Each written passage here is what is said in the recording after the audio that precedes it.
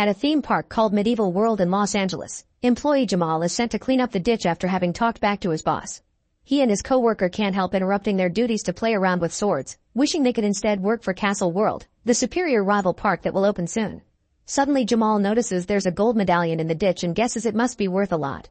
He reaches into the water to grab it, but the medallion starts glowing and pulls Jamal into the ditch.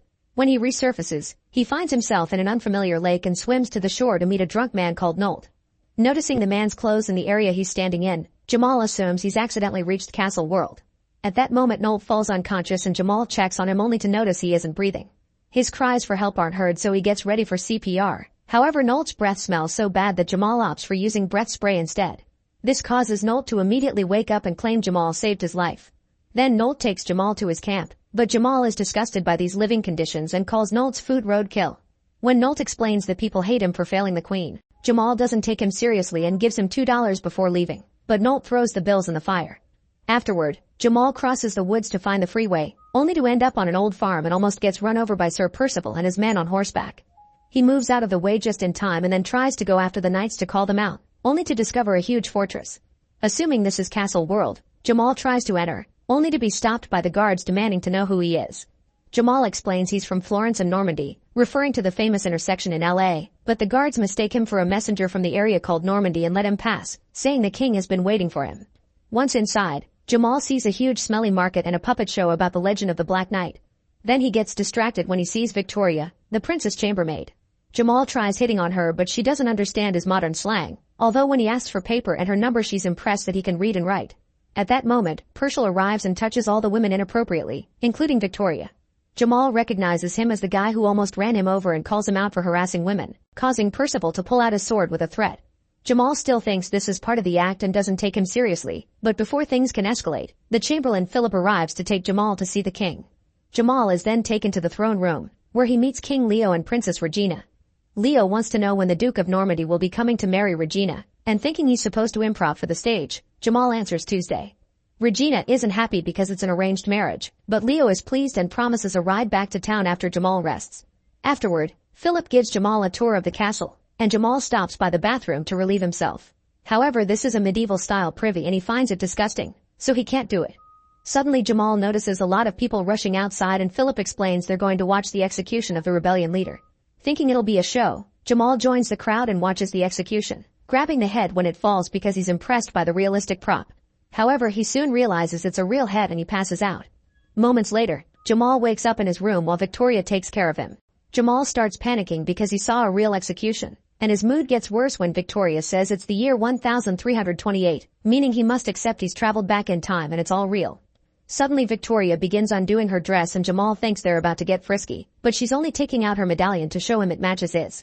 The medallion is a symbol of the rebels, and Victoria wants Jamal to help her kill Leo because he murdered the previous king to steal the throne, but the kingdom should belong to the widowed queen. All the rebels that tried before were decapitated and their heads are now on spikes outside. A terrified Jamal wants to leave, but Philip suddenly arrives to tell him that his ride is ready. Obviously the ride turns out to be a horse and not a car, and since Jamal doesn't know how to ride horses, he tells everyone that he's a messenger but also a court jester as a cover. Then Jamal tries to ride the horse, but the animal doesn't make it easy for him. It makes him fall multiple times and drags him all over the area, which causes everyone to laugh because they think it's part of a jester act. Leo invites Jamal to ride with him but Jamal struggles with the horse don't end, causing Leo to think he's very dedicated to his craft, which he respects. Later at the castle, Victoria takes care of Jamal's injuries, but he freaks out when he realizes he's being treated with leeches. After taking them all off, Jamal tells Victoria that he has to return to the lake where he found Nolt, which shocks Victoria because Nolt is supposed to be dead. Their conversation is interrupted by Philip, who informs Jamal the king has invited him to tonight's banquet. Jamal doesn't want to go, but Victoria reminds him of the impaled heads and he quickly changes his mind. During the banquet, Jamal is disgusted by Leo's manners and the way he grabs food, but he's gotta pretend he loves everything to avoid dying. Then Leo asks him to dance because he heard that Normans are excellent dancers. Jamal tries some classical moves to follow the medieval music, but he looks ridiculous, so instead he teaches the court musicians a modern tune he can sing and dance to. It's awkward at first, but soon everyone catches on and Jamal teaches them the moves to the song dance to the music so they can have fun together. While everyone enjoys the music on the dance floor, Victoria gives two servants some bread. Soon the king is also on the dance floor and while he's distracted, Regina grabs Jamal and kisses him. Percival sees them and threatens to kill Jamal for touching the princess, so Jamal runs to the balcony while Percival chases him. Meanwhile, the two servants approach the king, revealing that the bread has knives in it.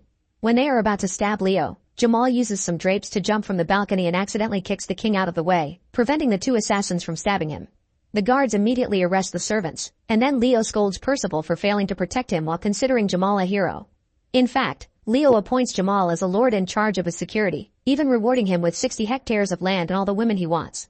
The next day, Jamal already appears at the court meeting with new ideas like frappuccinos and fast food places with nice outfits for the employees.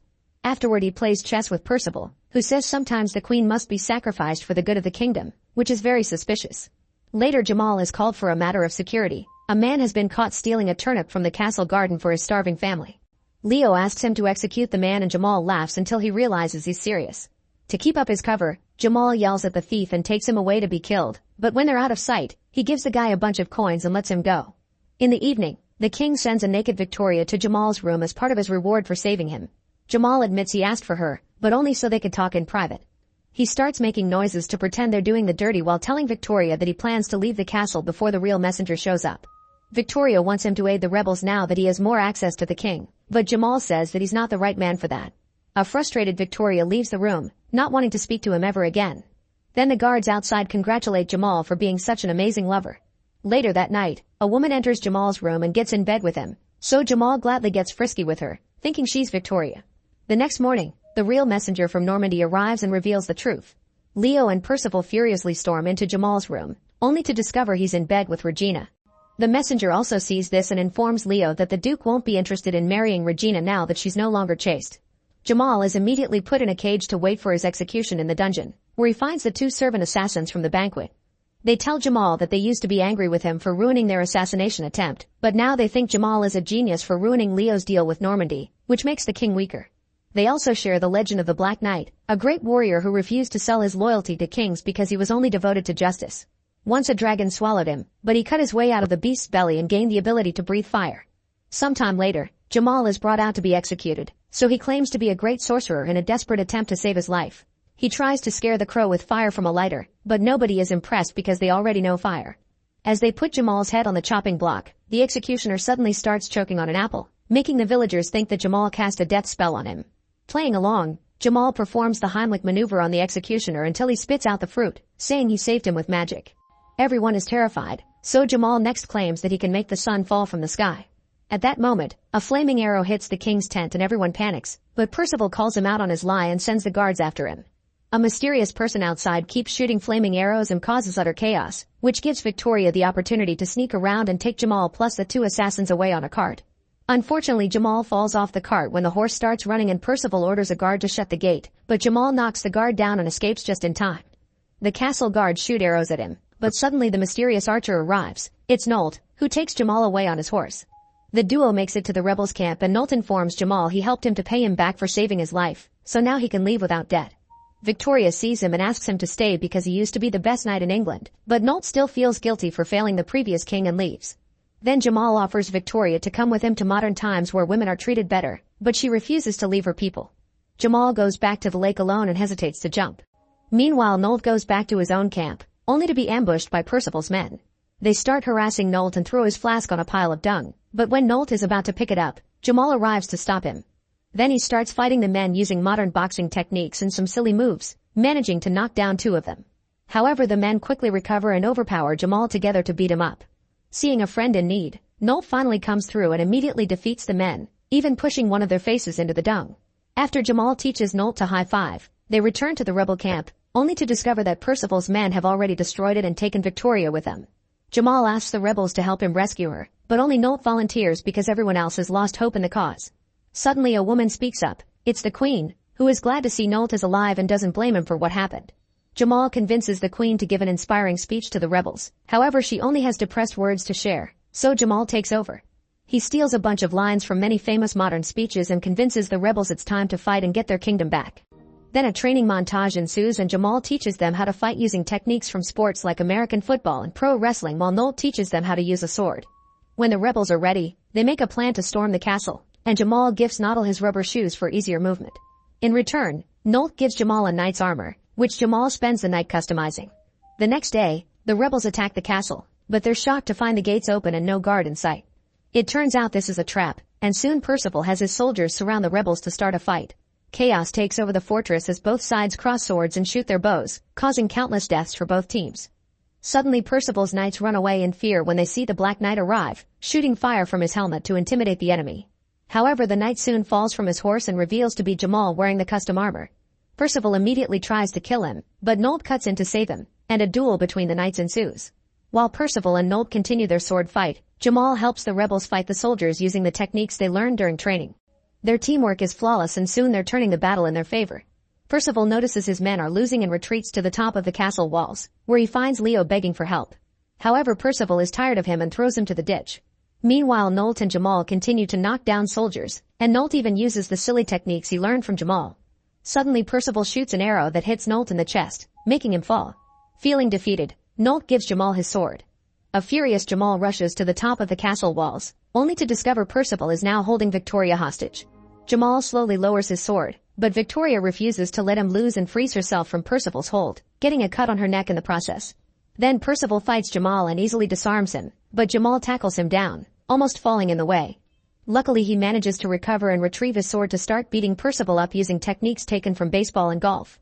Percival falls unconscious and Jamal runs to untie Victoria, but then Percival reveals to be acting and tries to attack Jamal from behind. Suddenly an arrow hits Percival to kill him, and Jamal looks down to discover it was Nolt, who is alive and fine. The rebels win the battle and celebrate in the name of the Queen. Sometime later, Jamal convinces Victoria to come with him to LA and they share a kiss. The Queen asks Jamal to stay, but he turns down the offer, so instead the Queen rewards him by dubbing him as the Black Knight. In the middle of the ceremony, Jamal starts feeling dizzy, and he suddenly wakes up back in his time. He's surrounded by the paramedics who rescued him from the lake and his coworker, who informs him he was underwater for 10 minutes.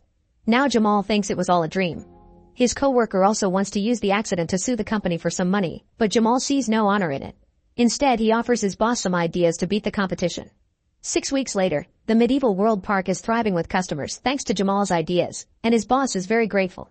While Jamal is helping the kids in the batting cage, a boy's aunt thanks him for it. Her name is Nicole, and she looks just like Victoria.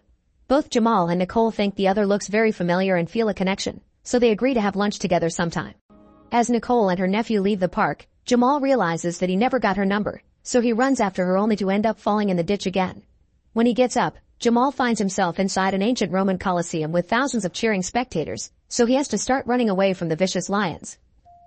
Make sure to subscribe and turn on notifications so you can watch more videos like this. Thanks for watching.